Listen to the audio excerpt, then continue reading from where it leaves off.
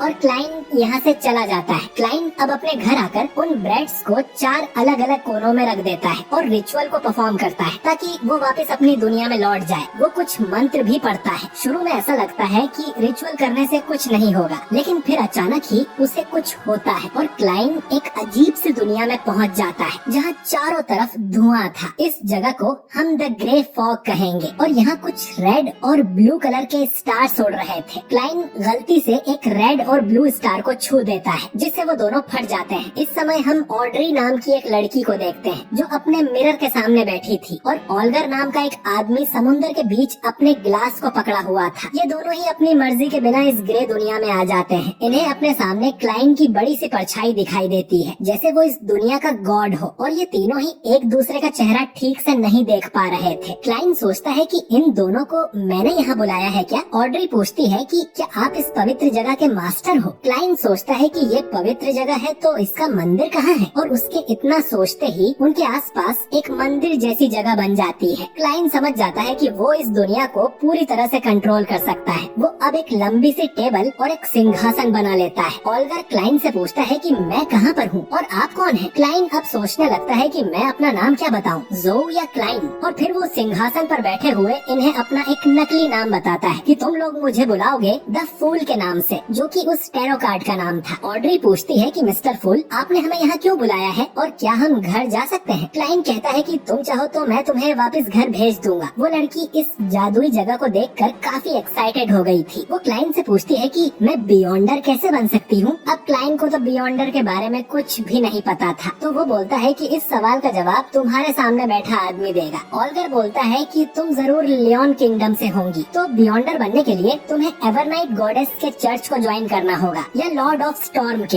या किसी दूसरे चर्च को। वैसे बियॉन्डर बनना इतना आसान नहीं है, पर बियॉन्डर सच में होते हैं और वो बढ़ती हुई डार्कनेस से लड़ते रहते हैं। ऑड्री पूछती है कि चर्च के अलावा और कोई रास्ता है क्या? तो ऑल्गर कहता है कि फिर रॉयल फैमिली के पास जाओ या तो मिलेनियम नोबिलिटी के। ऑड्री कहती है कि कोई और तरीका? अब ऑल्गर बताता है कि असल में उसके पास 2 सीक्वेंस 9 के पोशन रखे हुए हैं, एक सेलर सीक्वेंस का और दूसरा स्पेक्टेटर सीक्वेंस का, जिन्हें पीकर वो बियॉन्डर बन सकती है। क्लाइंट समझ जाता है कि यहाँ सुपर पावर्स की बात हो रही है और सीक्वेंस उस पावर का लेवल होगा। उसका ट्रांसमाइग्रेशन और इस ग्रे वर्ल्ड में आना भी किसी बियॉन्डर का काम है क्या? ऑड्री कहती है कि उसने इस आदमी के साथ एक डील कर ली है। वो उसे एक पोशन देगा और बदले में ऑड्री भी उसे कुछ सामान देगी और वो चाहती है कि क्लाइंट ऐसी मीटिंग्स और करे। ऑल्गर भी कहता है कि मिस्टर फूल, आपकी पावर हमारी सोच से भी परे है, तो मीटिंग में छोटी मोटी चीजें हम दोनों ही संभाल लिया करेंगे। ऑल्गर सोचता है कि इस तरह की मीटिंग्स में वो और भी डील्स कर पाएगा। अब क्लाइंट सोचता है कि ऐसी मीटिंग्स करके उसे इस दुनिया के बारे में और भी जानकारी मिलेगी और वो जल्दी अपने घर जाने का रास्ता ढूंढ पाएगा। क्लाइंट कहता है कि ठीक है, हम हर मंडे को 3 बजे मीटिंग किया करेंगे। ऑड्री कहती है कि फिर हम लोगों को भी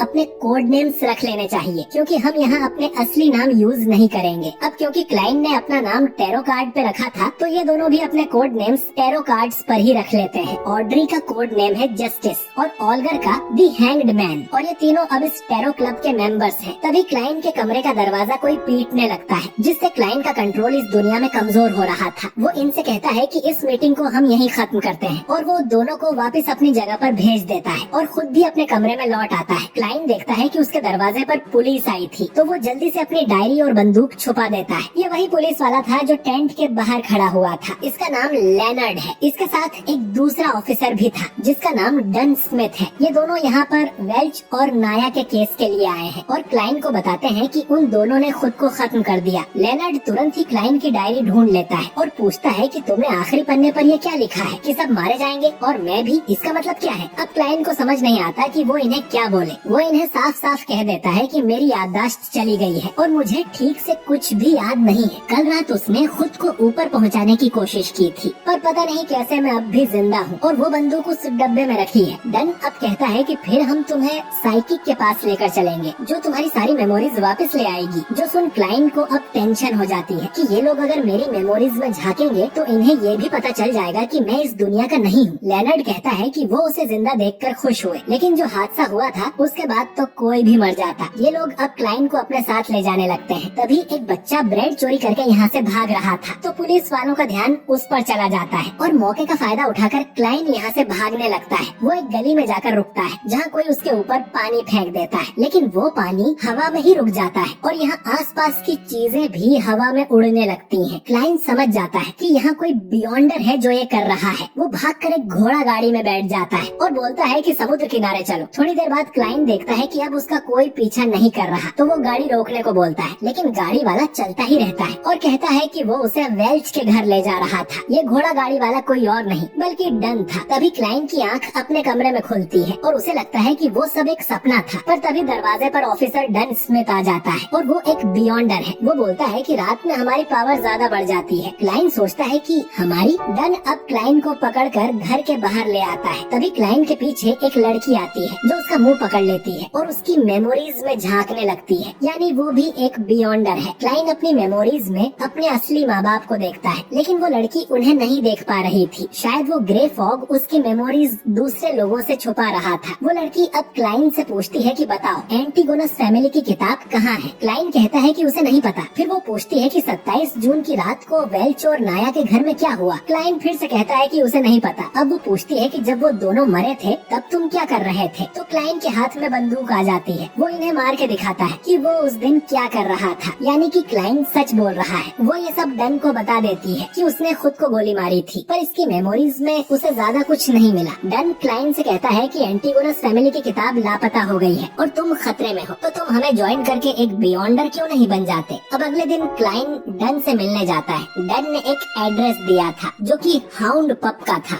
अब क्लाइंट सोचता है कि उसे नाइट हॉक्स को ज्वाइन कर लेना चाहिए। ऐसा करने पर वो सेफ भी रहेगा और उसे इस जादुई दुनिया के बारे में और भी चीजें पता चलेंगी। क्लाइंट हाउंड पब के अंदर जाता है और देखता है कि यहाँ तो एक पिंजरे में 2 कुत्तों को बंद किया हुआ था और लोग सट्टा लगा रहे थे। क्लाइंट यहाँ पर राइट नाम के आदमी से मिलता है और उसे बताता है कि मुझे डन स्मिथ ने यहाँ का पता दिया था। ये सुनकर वो आदमी क्लाइंट को एक एलिवेटर में भेज देता है, जिससे क्लाइंट नाइट हॉक के ऑफिस में पहुँच जाता है। यहाँ फ्रंट डेस्क पर रोजन नाम की क्लर्क बैठी हुई थी, जिसे क्लाइंट बताता है कि उसे डन स्मिथ ने बुलाया है। रोजन अब क्लाइंट को अपने साथ चलने को बोलती है। रास्ते में क्लाइंट कुछ बियॉन्डर्स से भी मिलता है, जैसे लेनर्ड, रॉयल, फ्राई और कैनली। रोजन अब क्लाइंट को आगे से राइट जाने को बोलती है। वहीं डन का ऑफिस है। क्लाइंट पूछता है कि वो उसके साथ नहीं चलेगी क्या, तो रोजन कहती है कि उसे डन से डर लगता है। वो बहुत ही अच्छे और केयरिंग है, उसके फादर की तरह। क्लाइंट बोलता है कि अपने फादर से डरना कौन सी बड़ी बात है। खैर, क्लाइंट के सामने एक बड़ा सा दरवाजा आता है जिसका नाम चाइनीज गेट है। इसके बाजू वाले कमरे में डन स्मिथ बैठा हुआ था। डन अब क्लाइंट को एक पेपर साइन करने को बोलता है, जिस पर लिखा था स्पेशल ऑपरेशन डिपार्टमेंट, आवा कंट्री पुलिस,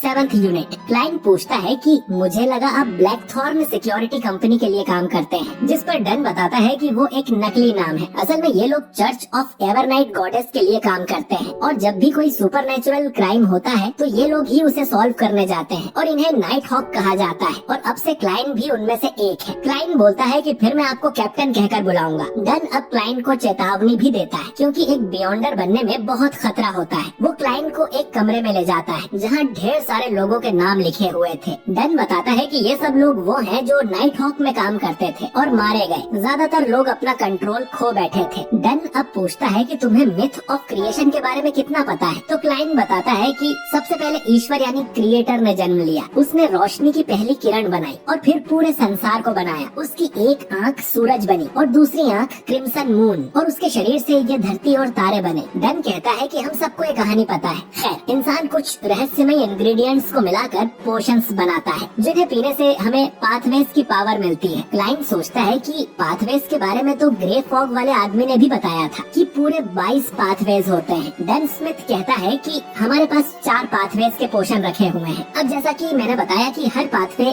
सीक्वेंस 9 से शुरू होता है, तो इनके पास 4 सीक्वेंस 9 के पोशन रखे हुए थे। पहले का नाम है स्लीपलेस, जो कि डार्कनेस पाथवे का पोशन है। द कॉर्प्स कलेक्टर, जो कि डेथ पाथवे का पोशन है। मिस्ट्री प्रायर, जो कि हर्मिट पाथवे का पोशन है। और सियर, जो कि फूल पाथवे का पोशन है। अगर क्लाइंट शुरू के 2 पाथवे में से कोई चुनता है तो उसे लड़ाई वाली पावर मिलेंगी, वहीं बाकी 2 के साथ ऐसा नहीं है। और हाँ, सियर का इनके पास बस एक ही पोशन पड़ा है। डन अब क्लाइंट को ओल्ड नील से मिलने भेजता है। वो फैसला लेने में उसकी मदद करेगा कि उसे कौन से पाथवे को चुनना चाहिए। क्लाइंट रास्ते में सोचता है कि वो कोई भी पोशन चूज करे, उसे तो बस इस दुनिया के बारे में जानकारी इकट्ठा करनी है। स्लीपलेस और कॉर्प्स कलेक्टर तो नाम से ही डरावने लग रहे थे, तो उन्हें तो क्लाइन नहीं चुनेगा। अब बचे मिस्ट्री प्रायर और सियर। क्लाइन को समझ नहीं आता कि इन दोनों में से क्या चुने। क्लाइन अब एल्केमी रूम में पहुंच जाता है, जहां उसकी मुलाकात ओल्ड नील से होती है, जो खुद एक मिस्ट्री प्रायर यानी सीक्वेंस 9 का बियॉन्डर है। ओल्ड नील क्लाइन से कहता है कि आराम से डिसाइड कर लेना, पहले बुक्स रखने में मेरी मदद करो। इसी बीच ओल्ड नील बताता है कि उसके पास एम्परर रोजेल की एक डायरी है, लेकिन उसमें पता नहीं कौन सी भाषा लिखी है कि 150 साल बाद भी कोई इसे समझ नहीं पाया है। वो कुछ पन्ने क्लाइन को भी दिखाता है और क्लाइन देखता है कि इसमें तो चाइनीज लिखी हुई है, जिसे वो आराम से पढ़ सकता है क्योंकि वो चाइना से ही तो आया है। और ये कंफर्म हो जाता है कि रोजेल भी क्लाइन की ही तरह एक दूसरी दुनिया से यहाँ आया था, बल्कि वो भी चाइना का ही था। इनमें रोजेल ने अपनी लाइफ के बारे में लिखा था कि वो कितना मस्त आदमी था। एक जगह उसने ये भी लिखा था कि पोशंस की पावर्स को मास्टर करने के लिए उस तरह की एक्टिंग भी करनी होती है। पोशंस के नाम सिर्फ नाम नहीं, बल्कि उस पावर को अपने अंदर समा लेने का तरीका भी है। क्लाइन अब आगे पढ़ने लगता है।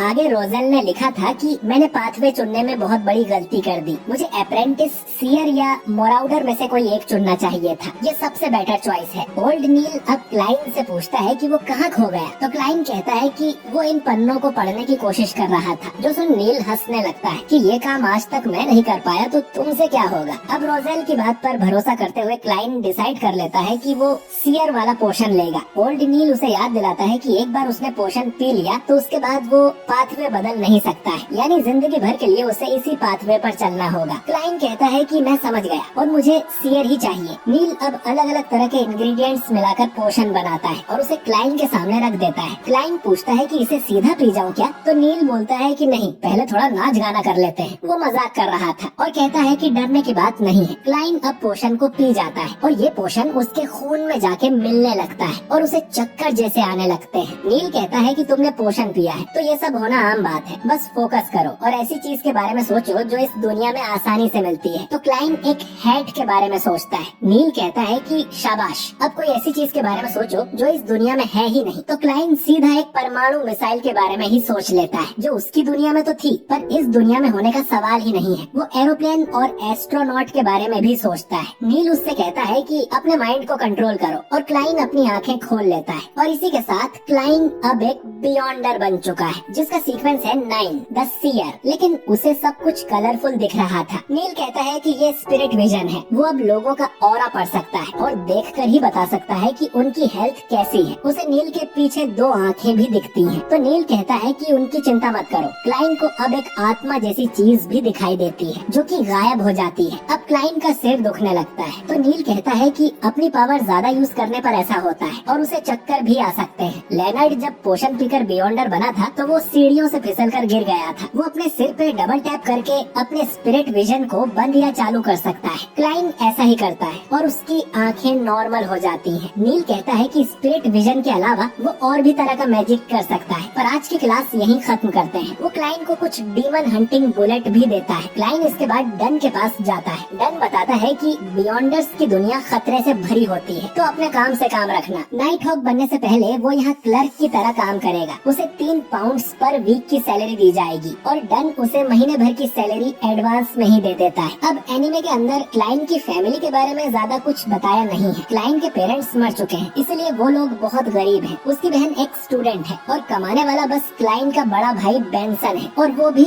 हफ्ते में 5-6 पाउंड ही कमाता है। बल्कि नॉवेल में तो क्लाइन के घर की छत भी आधी टूटी हुई थी और इनका बाथरूम भी एक था, इसीलिए मेलिसा ब्रश करने क्लाइन के कमरे में आई थी। खैर, तो क्लाइन ने पहले दिन ही 12 पाउंड कमा लिए थे, जो देख वो बहुत खुश होता है कि अब वो लोग गरीब नहीं रहे। डन अब क्लाइन को उसका पहला टास्क देता है कि जाके एक छड़ी खरीदो और वेल्च के घर का चक्कर लगाओ, शायद उससे कोई क्लू मिल जाए कि एंटीगोनस फैमिली की वो किताब कहाँ है। क्लाइन यही कर रहा था और अचानक ही उसके सामने एक घोड़ा गाड़ी आके रुकती है जिसमें लेनर्ड बैठा हुआ था। लेनर्ड क्लाइन को अपने साथ एक मिशन पर ले जाता है। एलियट नाम के बच्चे को आज सुबह किडनैप कर लिया गया है और ये उसी का पता लगाने जा रहे हैं। क्लाइन पूछता है कि हम तो सुपर पावर वाले केस सॉल्व करते हैं ना, तो लेनर्ड कहता है कि हम एक सिक्योरिटी कंपनी होने का दिखावा करते हैं और ये क्लाइंट उनका रेगुलर कस्टमर है। एक बार तो हमने उसकी बिल्ली भी ढूंढ कर दी थी, तो चिंता मत करो और तुम्हारी सियर वाली पावर लोगों को ढूंढने में बहुत काम आएगी। वो क्लाइंट को उस बच्चे के कुछ कपड़े देता है जिनसे वो उसकी लोकेशन पता कर सके। क्लाइन अब उस कपड़े पर अपनी छड़ी रखता है। असल में वो डाउजिंग रॉड नाम की टेक्निक यूज कर रहा था। जिस भी दिशा में एलियट होगा उस दिशा में छड़ी गिर जाएगी। क्लाइन अब डबल टैप कर अपनी पावर एक्टिवेट करता है और उसे दिखने लगता है कि एलियट किस एरिया में किस गली में है, और इस तरह से ये लोग एक घर के सामने पहुंच जाते हैं। और क्लाइन को दरवाजे से ही दिख रहा था कि अंदर 2 किडनैपर्स हैं और वो बच्चा भी। लेनर्ड कहता है कि तुमने तो बहुत अच्छा काम किया। लेनर्ड अब दरवाजा तोड़ते हुए अंदर जाता है। वो उस पर गोली चलाते हैं, लेकिन लेनर्ड आराम से उन्हें डॉज कर देता है और उस बंदूक को पकड़कर अपने हाथ से ही मोड़ देता है और फिर दोनों की पिटाई लगा देता है। लेकिन अचानक ही उन दोनों लोगों को कुछ होने लगता है और वो फिर से उठ खड़े होते हैं। तो लेनर्ड क्लाइन से कहता है कि बच्चे को लेके बाहर जाओ। वो दोनों आदमी आपस में मिलकर एक भद्दा सा मॉन्स्टर बन जाते हैं, पर ये मॉन्स्टर लेनर्ड को छू भी नहीं पा रहा था। ऐसा लग रहा था जैसे लेनर्ड टेलीपोर्ट हो रहा हो। वो मॉन्स्टर अब यहाँ से भागने की कोशिश करता है तो क्लाइन उसे गोली मार देता है। मॉन्स्टर फिर भी उड़ते हुए आसमान में चला जाता है, लेकिन अचानक ही उसे कुछ होता है और वो वापस नीचे आ गिरता है। लेनर्ड असल में सीक्वेंस 8 का बियॉन्डर है और उसके सीक्वेंस का नाम है मिडनाइट पोएट, यानी कि वो लोरी गाकर किसी को सुला भी सकता है और उसने इस मॉन्स्टर के साथ ठीक यही किया है। अब क्लाइन को अचानक ही कुछ होने लगता है और उसे महसूस होता है कि ओरिजिनल क्लाइन पहले भी इस घर में आ चुका है। खैर, बच्चे को वापस उसकी फैमिली के पास लौटा दिया जाता है। रही बात कि ये किडनैपर्स मॉन्स्टर कैसे बन गए थे, तो इन्होंने पोशन पी लिया था। अब कोई भी मुंह उठा के बियॉन्डर नहीं बन सकता है, इसीलिए इनके साथ साइड इफेक्ट हो गया और ये लोग ऐसे मॉन्स्टर बन गए थे। खैर, लेनर्ड कहता है कि उसे क्लाइन के साथ काम करने में मजा आया, उसमें कुछ तो खास बात है। क्लाइन अब यहाँ से चला जाता है और लेनर्ड किसी से पूछता है कि तुम्हें ये कैसा लगा, और जवाब देता है कि ठीक कहा, मुझे भी ये स्पेशल नहीं लगा। और हम देखते हैं कि वो अपनी शैडो से बात कर रहा था। अब ये क्या चक्कर है, ये हम आगे जानेंगे। इधर क्लाइन अब अपने घर जाता है और सोचता है कि मेलिसा ये सुनकर बहुत खुश हो जाएगी कि मेरी जॉब लग गई है। लेकिन क्लाइन वापस उसी किडनैपर वाले घर में पहुँच जाता है। वो अब एक दरवाजे को खोलता है और उसके सामने एक डायरी रखी हुई थी जिसके आखिरी पन्ने पर लिखा था कि सब मारे जाएंगे, मैं भी। इसके बाद क्लाइन के नीचे द फूल वाला कार्ड भी आता है और हमें किसी की स्माइल भी देखने को मिलती है। जिसके बाद क्लाइन अपने कमरे में जाग जाता है। वो सपना देख रहा था और उसे पता चल गया है कि किडनैपर वाले घर में एंटीगोनस फैमिली की नोटबुक का क्लू है। खैर, इसके बाद हम देखते हैं कि क्लाइन ने अपनी सैलरी से एक बहुत ही बढ़िया घर ले लिया है जहाँ उनका बड़ा भाई बेंसन भी आता है और ये तीनों अब से यहीं रहने वाले हैं। ये देख बेंसन की आंखों में आंसू आ जाते हैं। क्लाइन इनके लिए खाना भी बनाता है। बेंसन क्लाइन के लिए गिफ्ट भी लाया था जिसमें एक सूट था, क्योंकि क्लाइन की अब जॉब लग गई है तो उसे यही पहनकर जाना चाहिए। क्लाइन इन्हें सूट पहनकर दिखाता है। बेंसन उसके सिर पे हाथ रखता है और एक पल के लिए क्लाइन को अपने असली पेरेंट्स याद आ जाते हैं। फिर ये तीनों क्लाइन की नई जॉब और अपने नए घर के लिए सेलिब्रेट करने लगते हैं। ब्लैकथॉर्न सिक्योरिटी कंपनी में, जहाँ डन स्मिथ एक आदमी से पूछताछ कर रहा था। ये आदमी वही है जो पहले एपिसोड में क्लाइन का पीछा कर रहा था और इसका नाम जेनकिंस है। डन अपनी बियॉन्डर वाली पावर का इस्तेमाल करके जेनकिंस के सपने में झांकता है और उसे पता चलता है कि एंटीगोनस फैमिली की किताब इसके पास थी, लेकिन इसने वो किसी और को बेच दी। लेनर्ड उसकी गर्दन के पीछे